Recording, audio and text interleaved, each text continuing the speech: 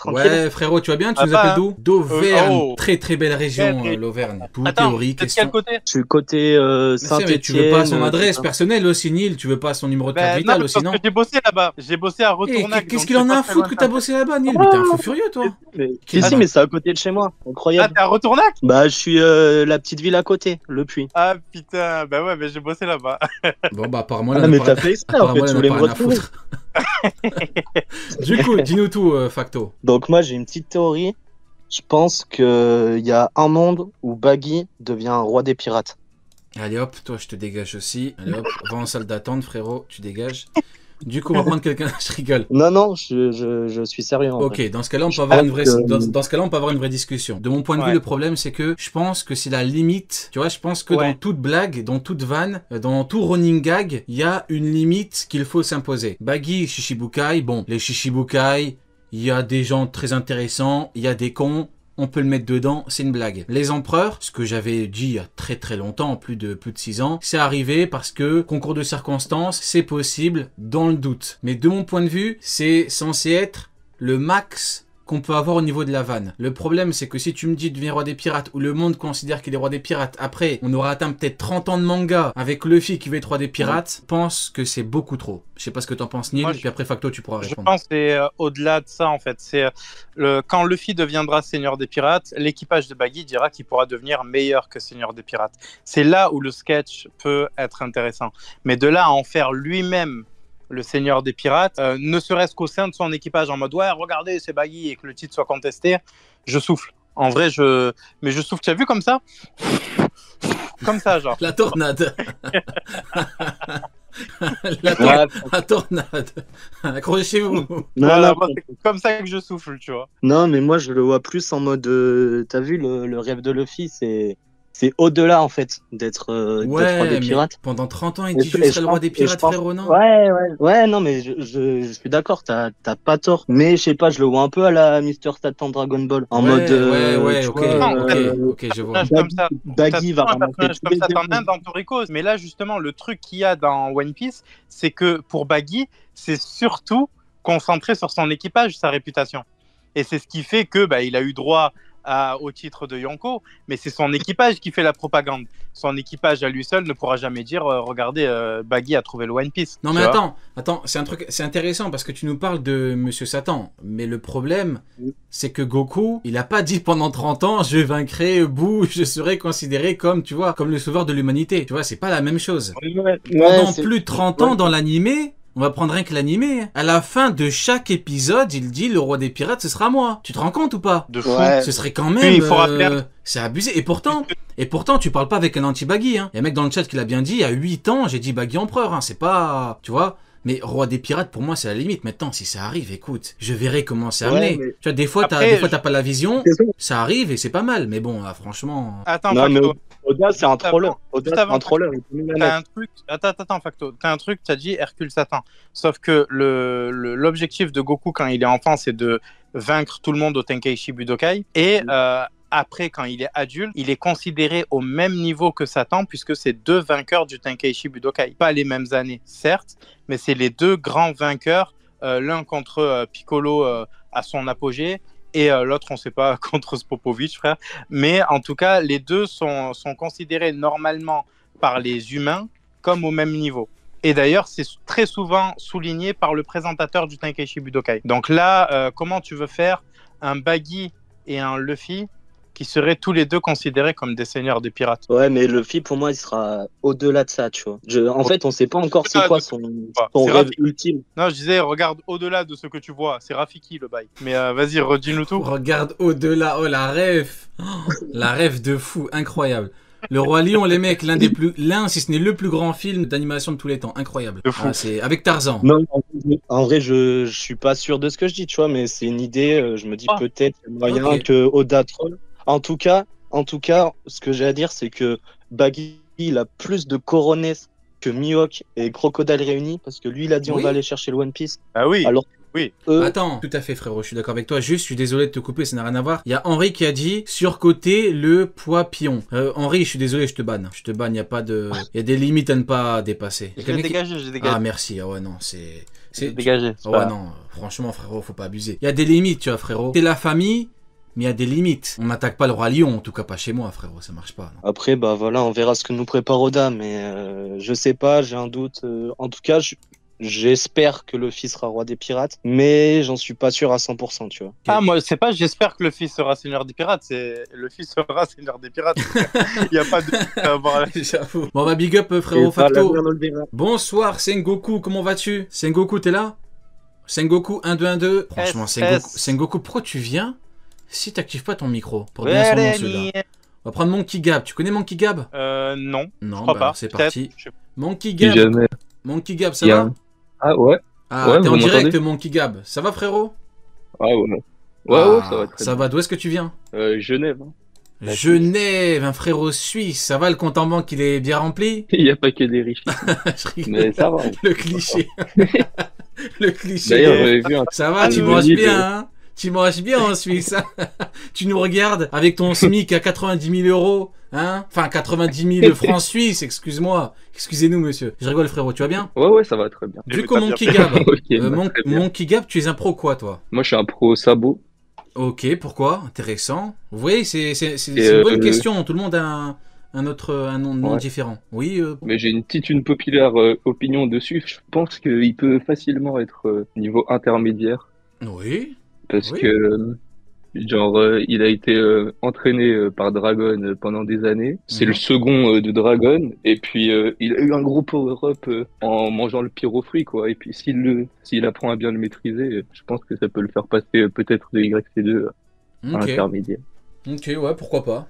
Ouais, pourquoi pas. Attends, passer de YC2 à intermédiaire? De YC1 à intermédiaire. Oui, bon, en vrai, c'est pareil. Mais oui, ok, intéressant. Ouais. Ok, intéressant, ouais, ok, ça marche. Bah écoute, Neil, je sais pas ce que t'en penses, mais moi, franchement, c'est pas le scandale du siècle, hein, franchement. Sabot, intermédiaire, c'est pas scandaleux, quoi.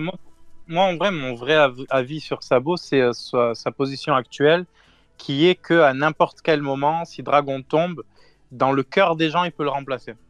Donc là, pour moi, en fait, je vois pas Sabot en mode ouais, puissance, je sais pas quoi. Pour moi, je vois surtout Sabot en mode si Dragon tombe, l'armée révolutionnaire ne tombe pas. Alors que c'était pas le cas. C'est très beau ce que tu dis. C'est très beau ce que tu dis. Je valide totalement. C'est vrai que carrément, Dragon, il a même pas encore eu le temps de faire des trucs de fou. Que Sabot, dans le cœur des gens, c'est déjà la révolution d'un point de vue image. Tu vois, donc ouais. C'est ça. Ouais, bah il est déjà surnommé l'empereur des flammes. L'empereur des flammes, ouais, c'est ça. C'est ça. Bah écoute, masterclass Neil. Bah merci Monkey Gab d'être venu, big up mon frérot. Ouais, moi je vais laisser la place au frérot. Si jamais il y en a deux, ils attendent depuis le début avec moi là, je crois qu'il s'appelle Hydros et puis un autre. Hydros c'est qui? Donne les noms comme ça on les met en priorité. Ouais, bah je vais regarder qui y avait. C'était Hydros, c'est un qui avait une pépé un peu avec le chapeau de Ace, mais là je le vois plus. Ok, je vois. Big up frérot, très bonne soirée. Voilà, vas-y, bonne soirée. Hydros reste là, on va quand même te prendre, mais juste on prend juste les nouveaux. Venamun, Yormongang, on va l'appeler Yormongang. Yormongang, t'es là? Oui, Yormongang, ça va? Yormongang, ouais. Ça va frérot, tu viens d'où? Je viens de Lille. Lille, un frérot du Nord. Ça va si je t'appelle Yormongang? Ça va comme surnom? Oui, vas-y. Ouais, parce que ton nom est Venamun, Yormongang, tu vois, c'est... Un axolote de terre en PP? C'est quoi ce... Bah en fait, il date la PP là. Ok, un axolote de terre. Donc du coup, mon frérot Yormongang, dis-moi tout, n'importe quoi. Il y a qui qu'on appelle les gens Yormongang? Ouais, dis-nous tout. Alors déjà, moi je vous le dis, et je donne un avertissement au chat, je suis un haters de la marine. Bah ça va, t'es pas... Et je voulais avoir votre avis t'es au bon endroit, le futur de la marine. Oui, c'est-à-dire? Bah genre, qu'est-ce que vous pensez de Kobe, le sort d'Akainu, Ryukogyu et Kizaru? Ah, question globale. Est-ce que Oda aura la force de les tuer, on va dire? Question intéressante, mais si on répond... Post-One Piece. Bah, vas-y Neil, tu peux répondre en premier. Non, mais post-One Piece, en fait. Parce que là, pour l'instant, tout ce qu'on sait, c'est qu'une fois que les Revo ont gagné ou que Luffy a imposé un nouvel ordre mondial, etc., plus libérateur que celui qui existe actuellement, la marine ne peut pas rester en état. point. Donc du coup, tu es obligé d'avoir une vibes à la, comment il s'appelle, Kobe et ses deux collègues, là, Hermep et Prince Gus. Donc tu es obligé d'avoir une vibe comme ça. Tu peux pas rester sur une vibes Akainu, Aramaki, etc. Ils sont finito. Ils seront bientôt plus là. Donc est-ce que tu peux les tuer scénaristiquement parlant? Oui, ils n'ont aucun intérêt, frérot. Tu peux les dégager n'importe quand. Par contre, des gens un peu plus gentils, c'est peut-être problématique pour une ellipse plus tard, tu vois. Une ellipse de que sont-ils devenus dans 20 ans? Moi, franchement, de mon point de vue, c'est très simple. La marine était intéressante et importante pour la première grande partie de l'œuvre. Jusqu'à Marineford, c'est le pic. Ouais. Et après, c'est fini, quoi. Après, Oda ne les utilise plus comme des méchants, comme des menaces. Il les utilise comme des faire-valoir, en fait. Et ça, c'est même pas péjoratif, hein. C'est juste un fait. Oui. Ce sont des faire-valoir. Onigashima, Egghead. À mon avis, on aura Fujitora qui va peut-être se faire casser la gueule durant l'arc Elbaf, pas forcément à Elbaf, mais en dehors pendant Elbaf. On a bien eu de l'entrarque pendant Egghead. Donc en fait, ils sont là plus comme des faire-valoir. Donc hormis Kobe qui représente quelque chose, le reste, c'est pas, en fait, c'est même plus intéressant, quoi. C'est bon. Bah ouais, les amiraux, moi je vous dis, je les calcule pas. Plus, je les vois plus comme une faction depuis Egghead. Je vois 2 ou 3 noms, tu vois. Ouais, mais une faction, ça m'intéresse plus.